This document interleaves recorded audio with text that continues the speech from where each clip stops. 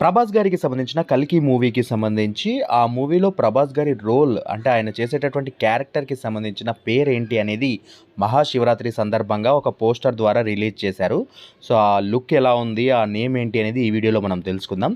So, ముందుగా అయితే ప్రభాస్ గారి లుక్ మాత్రం సూపర్బ్‌గా అనిపించింది నాకు. అండ్ స్పెషల్లీ అంటే ఆ టాటూస్‌తో ఆయన వేసుకున్నటువంటి ఆ డ్రెస్సింగ్‌తో నెక్స్ట్ లెవెల్ అనిపిస్తా ఉంది. సో, ఓవరాల్‌గా ఆయన క్యారెక్టర్ నేమ్ వచ్చేసి భైరవ అట.